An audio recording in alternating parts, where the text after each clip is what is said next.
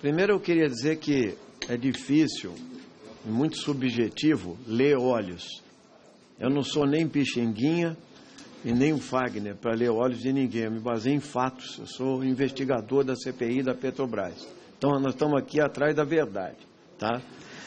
Então, a primeira questão é a seguinte, o que não ficou muito claro em toda a sua entrevista no Fantástico e em outras questões é o seguinte, Vossa Senhoria realmente colocou que foi ameaçada de morte, com um revólver na cabeça. Acho que ninguém colocou isso aqui ainda.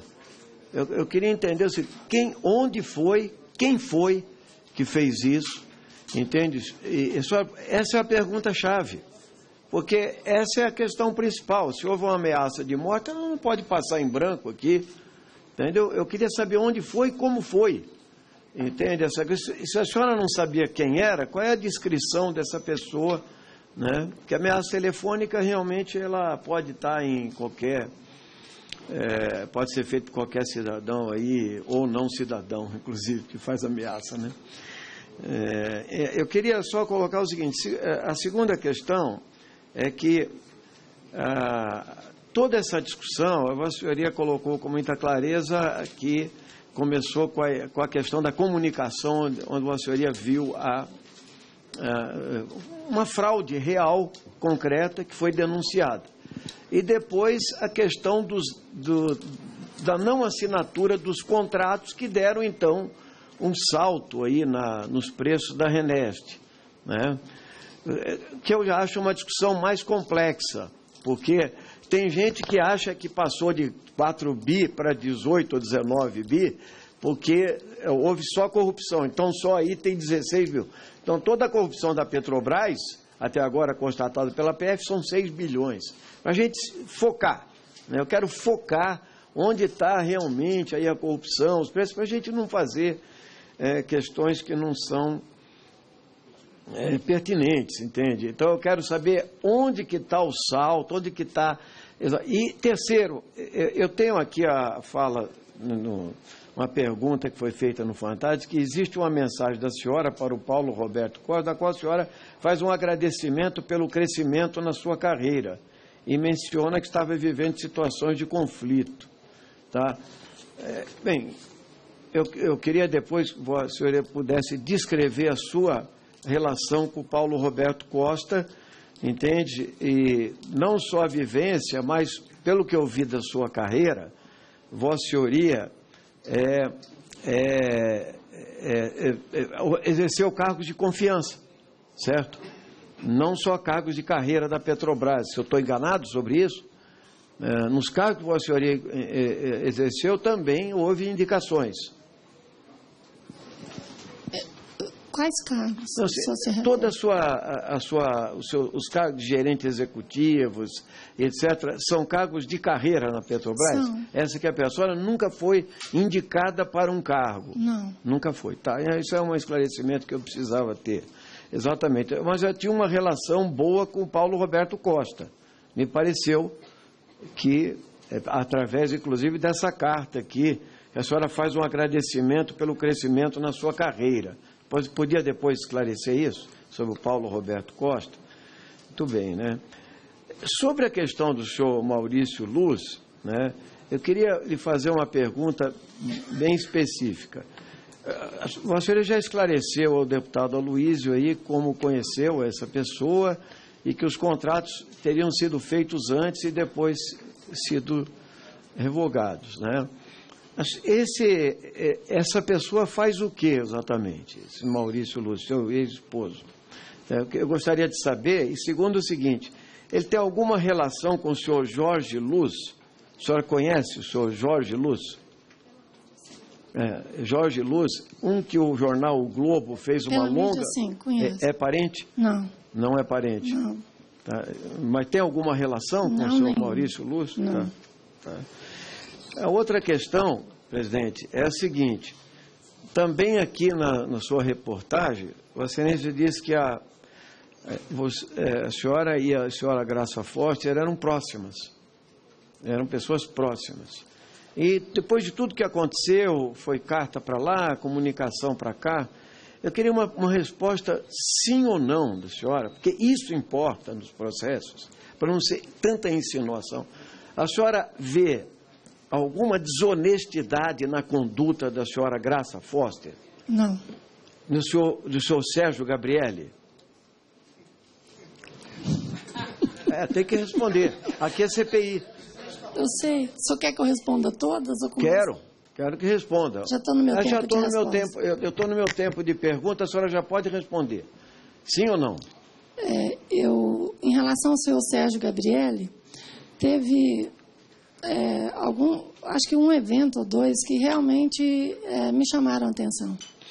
Nesse processo que eu falei sobre a comunicação, quando a gente apurou alguns eventos, alguns desvios, né, e que o Giovanni, o ex-empregado da Petrobras, foi afastado, eu fui chamada à sala do senhor ex-presidente, Sérgio Gabrielli, onde ele queria entender por que eu tinha feito aquilo.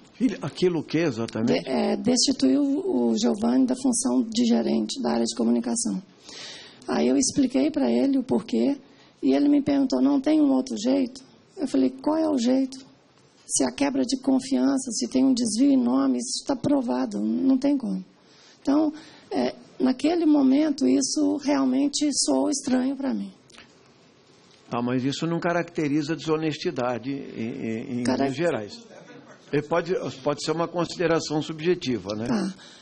Agora, o que eu percebi durante as apresentações que foram feitas sobre a viabilidade, no caso da Reneste, é que a diretoria, o presidente, eles teriam tinham instrumentos para se aprofundar naquele problema que tinha sido apresentado.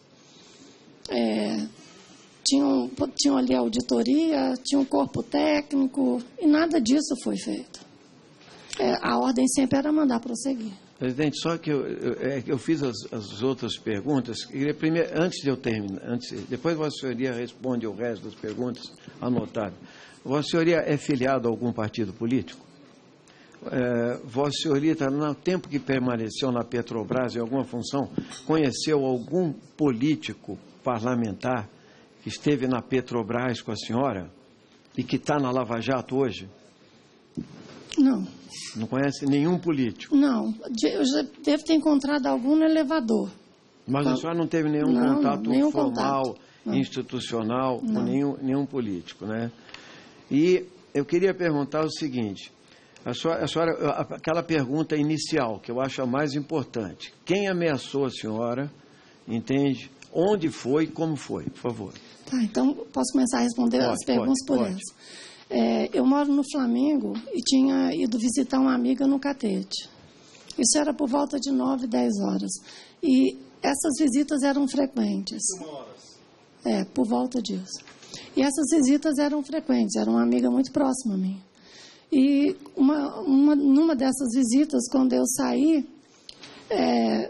duas pessoas se aproximaram de mim. A rua é meio escura, eu não me lembro exatamente o nome da rua, mas eu posso depois informar para os senhores. E o que eles fizeram foi gritar e falar, isso é perigoso, e praticamente eles repetiram as ameaças que me faziam por telefone, que era sempre no sentido de isso é perigoso, tem muita gente grande, você que vai se dar mal. E a senhora registrou uma ocorrência sobre isso na polícia? Eu fiquei completamente apavorada. Não registrou? Não registrei. Eu saí, quando eles correram, eu entrei numa casa que tinha logo em frente, porque eu comecei a Mas a senhora saberia fazer a descrição dessas pessoas? Olha, estava muito escuro, senhor. É uma rua escura. Perfeito. Não, muito bem. A senhora falou também que havia uma salinha de castigo e de tortura na Petrobras? Não, eu não falei que tinha uma salinha de tortura. Mas algum deputado ensinou que era uma salinha de tortura aí. Não, o que eu falei foi... Então esclarece o que é isso aí. Eu retornei de Singapura. Na delegacia, não, entendeu? Porque o Valdir já está aí... o Valdir já está começando a ficar animado com esse negócio. Para concluir, deputado. Após quantos anos? Eu comecei a minha carreira gerencial na Petrobras em 95, após 19 anos como gerente na Petrobras. e vários cursos, quando eu retornei para a empresa e me apresentei ao gerente executivo, ele falou, agora eu sou... Quem era o gerente executivo? Era o Pereira, Raimundo Brandão Pereira. Ele falou, olha, você fica nessa sala aqui. Aqui. Tá bom, e o que eu vou fazer? A gente vai ver. E a partir daí, eu realmente não tive o que fazer. E tinha lá a mesa, tinha lá o computador, mas nenhum e-mail. Eu nunca fui solicitada a fazer nada, nunca fui... Fiquei 5 meses, parte desse tempo acabei sendo afastada, porque isso realmente me provocou alguns problemas de saúde. E realmente não está intitulado sala de tortura, mas é como se fosse. É muito ruim você ficar dentro de uma sala. Presidente, a pergunta que eu fiz apenas qual é a sua convivência? Como é que o senhor conheceu o senhor Paulo Roberto Costa? Conviveu com ele? Essa convivência era boa? Ele teve algum papel na sua ascensão profissional? Eu conheci... A senhora alguma vez desconfiou de um crescimento patrimonial do seu Paulo Roberto Costa, entendeu? De enriquecimento ilícito? Podia descrever? Entendi. Quando eu trabalhava em Belém, na Amazônia, quando eu implementei aquele sistema de gestão de SMS, quando eu vim para o Rio, quando eu fui convidada para vir para o Rio, eu fui convidada para trabalhar na Gaspetro. E eu realmente já queria vir mais perto, vir para mais perto da minha família. Era um desejo que eu expressava sempre para os gerentes gerais. A senhora estava onde exatamente antes? Belém. Em Belém, tá. Na área de exploração e produção. Sim, sim. E eu vim para Gaspetro, não conhecia o ex-diretor Paulo Roberto Costa. Eu acabei trabalhando no setor gerenciamento de contratos, que era ligado a uma gerência de operações e que ele era o diretor. Então, o meu relacionamento naquela época era diretamente com o gerente de operações. Depois, quando eu fui trabalhar na área de gás e energia, onde eu estava na gerência de faturamento e depois fui para a central de supervisão, é que ele era meu supervisor imediato. Isso foi em que ano? 2002 ou 2004, por aí. Mais ou menos... porque eu fui para a área de abastecimento em 2005. Foi e logo essa depois. Carta de agradecimento aqui pela ascensão profissional, ela se refere ao que exatamente? Aí depois disso eu fui convidada a ser assessora e gerente de planejamento. Por quem? Por ele, pelo ex-diretor Paulo Roberto Costa. Nessa época, até ser gerente executiva, eu estava subordinada a ele. Então, isso se referia àquele fato. O conflito vinha e veio depois dessas confusões todas porque até 2007, a gente não via nenhum desvio nos processos. Pelo contrário, o que a gente estava trabalhando na reestruturação da área de abastecimento, porque são processos complexos, são gerências executivas complexas e eram estanques. Então, tinha um problema de redundância de informações, de sistemas, de pessoas. E foi esse o projeto inicial para o qual eu fui convidada. Então, até esse período, não existia conflito, até porque nem tinha um projeto na área de abastecimento. Então, a partir do momento que começaram a surgir os projetos e eu detectei desvios, eu fiz as denúncias. Então, qual foi a reação? Deputado. Última pergunta, presidente. A senhora teve algum atrito com o Paulo Roberto Costa em algum momento? Vários. Eu posso citar um, por exemplo. Eu fui saí um dia para almoçar, quando eu retornei, tinha um recado no meu telefone de um outro gerente executivo, que era o Aquino, que trabalhava comigo. Passa na minha sala antes de ir para a sua.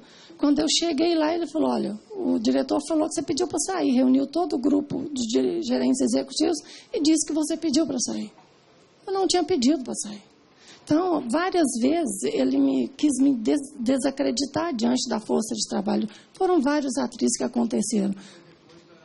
Da questão da comunicação. Foi. Agradeço ao deputado Ivan Valente.